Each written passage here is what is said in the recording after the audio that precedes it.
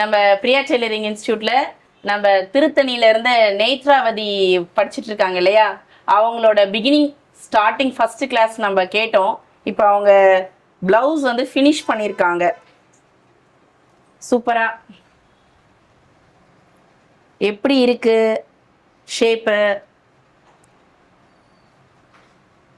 Second அவங்களோட lining பிளவுஸையும் finish பண்ணிட்டாங்க, சூப்பராக பண்ணியிருக்காங்க. நாட் போடணும் இதுக்கு.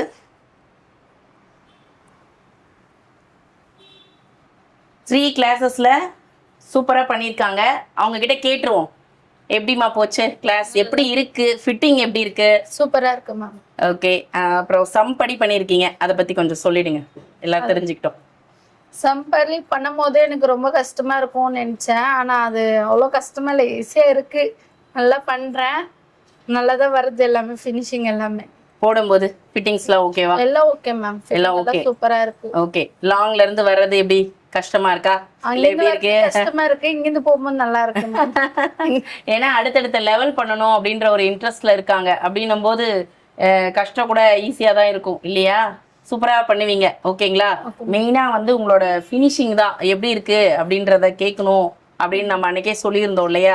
அதனாலதான் மெயினா அதை பத்தி கேட்குறோம் நம்ம. சரியா?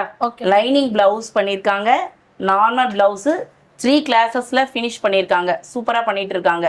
ஓகேங்களா? அவங்களோட basic beginning level and special class இது ரெண்டுமே அழகா பண்ணிட்டு இருக்காங்க. சூப்பரா பண்ணணும் இன்னும். ஓகேவா? All the best. நல்லா பண்ணியிருக்கீங்கப்பா, சூப்பர். அதுவும் இல்லாமல் அவங்க வந்து அவங்க வீட்டு பக்கத்தில் சரௌண்டிங்லேயும் ஸ்டிச் பண்ணி கொடுத்துட்டு இருக்காங்க. 2 days சாட்டர்டே சண்டேஸில் 8 பிளவுஸ் பண்ணி கொடுத்துருக்காங்க. அது வந்து ஒரு நல்ல ஒரு அப்ரிஷியேட் பண்ணுற விஷயம். சூப்பர் சூப்பர்ப்பா. Okay done.